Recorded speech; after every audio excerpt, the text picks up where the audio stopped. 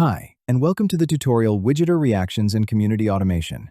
This tutorial will discuss reactions, one of the advanced features on the Widgeter platform.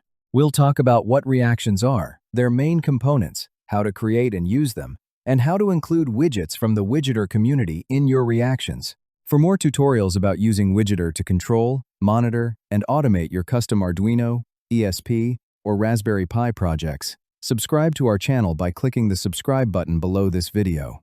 Let's get started. First, what are reactions? Reactions are a way to automate changes in some widget values as a response to other widget values.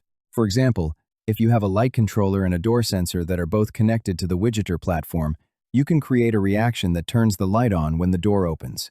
Reactions can be fairly simple, like our light and door example, or they can be quite complex. You can create one by going to the Advanced Features screen, pressing Reactions, then pressing the New Reaction button. There are four main components of a Widgeter reaction: master switch, trigger, secondary input, and output. The master switch is optional and defines a widget that serves as a switch to determine if the reaction is active or inactive. This has to be your own widget.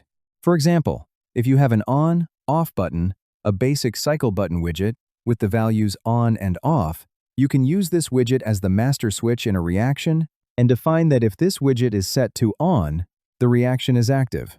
Alternatively, you can set the reaction to be active if that widget is set to off. Similarly, if you have a number widget, you can use it as a master switch by setting the reaction to be active if the number value is greater than 50, for example.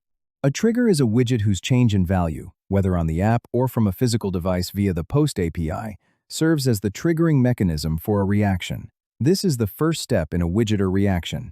When a widget value changes, the Widgeter system checks whether that widget is the trigger for any reactions. If it is, the trigger conditions are evaluated, then the master switch is evaluated before proceeding through the rest of the reaction.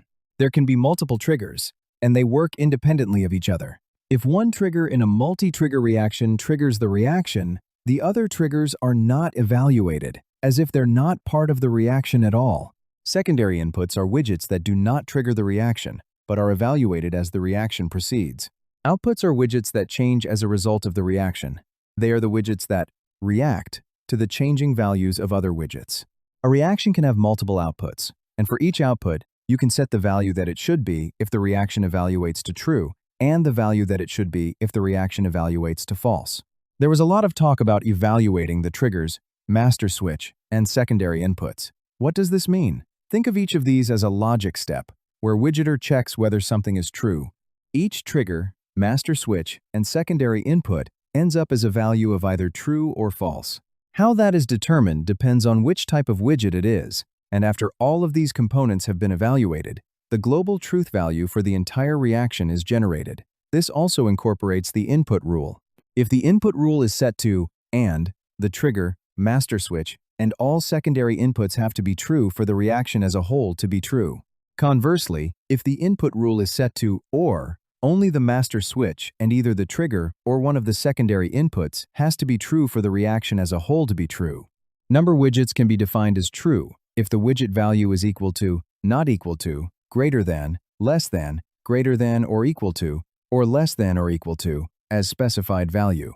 All other widget types can be defined as true if they are equal to or not equal to some value. A text widget, for example, can be set to evaluate to true if it is exactly equal to some text string.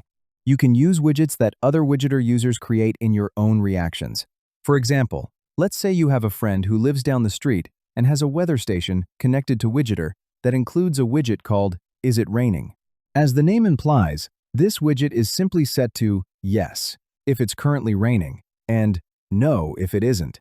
You also use Widgeter, and you have some reaction that you only want to run if it is currently raining outside. You can use your friend's Is It Raining widget as a trigger or secondary input in your reaction. To do this, you have to be following that specific widget, which requires that the widget's access setting is one that allows you access. All widgets start off as private by default, but if your friend sets this widget to either public, all followers, or some followers with you as one of the allowed followers, you can follow that widget and use it in your reactions. Keep in mind that other users' widgets can only be used as triggers or as secondary inputs, not as master switches or outputs. Those can only be your own widgets. Now you know what a reaction is, how to create and use them, and how to incorporate widgets that other users create into your own reactions. If you like this video, don't forget to subscribe to our channel and follow Widgeter on social media. See you in the next video.